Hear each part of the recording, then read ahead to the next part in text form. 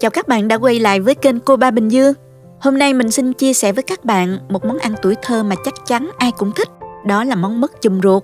Loại mứt lên màu đỏ tự nhiên mà không cần bất cứ màu thực phẩm hay là nguyên liệu nào khác.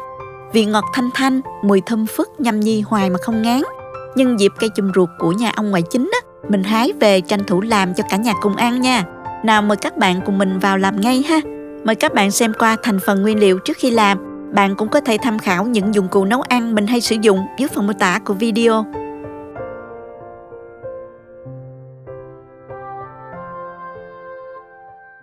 Chùm ruột tươi mình mới hái về nè.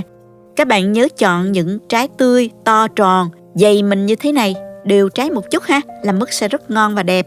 Chùm ruột không phải mùa nào cũng có đâu các bạn. Mình có thể bảo quản bằng cách là đóng gói và cho vào tủ đông. Chùm ruột rất là chua, dùng để nấu canh hoặc là ngâm chua ngọt cũng rất ngon. Bây giờ mình cho chùm ruột này vào một bịch ziplock để trong ngăn đá nha. Mình để qua đêm rồi sau đó mình rã đông để vắt nước nha. Đây là chùm ruột đã rã đông hoàn toàn.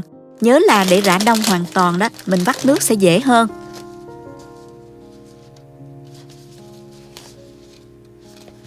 Dùng một cái túi mình cho từng phần chùm ruột vào và vắt khô.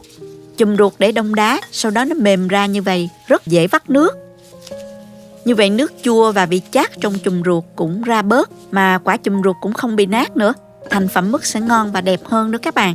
Lưu ý là mình chỉ vắt vừa tay thôi để vẫn còn độ chua nhẹ sẽ ngon hơn nha.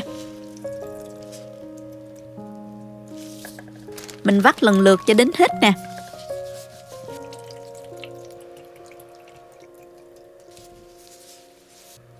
Mình đã vắt xong rồi.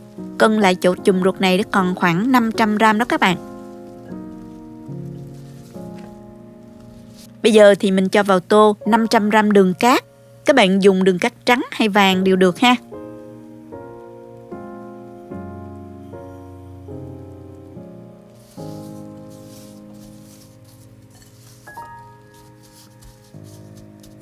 Thêm vào 1 muỗng cà phê muối, trộn đều lên.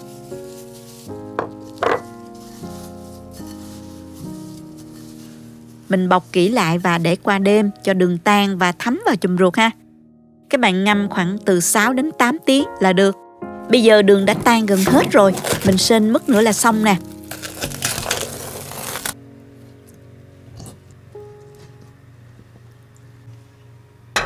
Chắc hết chỗ nước đường và đường chưa tan vào chảo nè.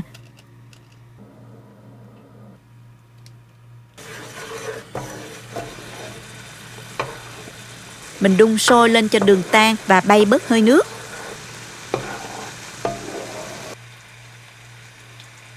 Đun đến khi nước đường nó hơi chuyển màu vàng caramel như thế này ha. Cho hết chỗ chùm ruột vào. Cho nước đường nó sôi lên rồi mình sên với lửa dưới trung bình nha các bạn. Đảo đều để chùm ruột mình không bị cháy. Sên từ từ cho nước đường cạn bớt.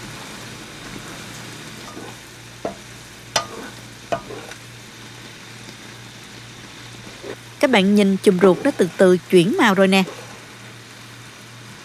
Mới ban đầu thì nó hơi vàng nâu, rồi đến cam. Bây giờ thì nó thành đỏ luôn rồi. Càng sên màu đỏ càng lên đậm màu và đẹp hơn đó các bạn. Lúc này mình đã giảm lửa nhỏ rồi ha.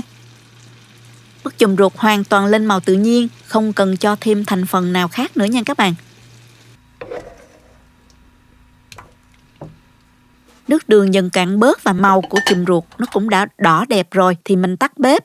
Nếu bạn nào thích ăn cay thì mình có thể cho thêm bột ớt vào ha.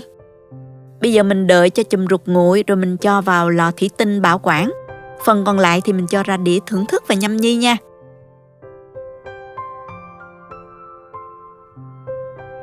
Wow, nhìn những quả chùm ruột căng tròn bóng bẩy, màu đỏ bắt mắt thèm quá các bạn ơi. Chùm ruột có vị ngọt thanh vừa phải, dẻo dẻo, thơm lắm. Thơm mùi đặc trưng của mứt chùm ruột không thể quên đó các bạn. Món này các bé rất là thích luôn đó. Chúc các bạn thành công với món mứt chùm ruột này nha. Nếu thích cách chia sẻ, cho mình một like và chia sẻ cho bạn bè cùng làm. Nhớ bấm nút đăng ký và bấm vào cái chuông để đón xem nhiều video mới của mình.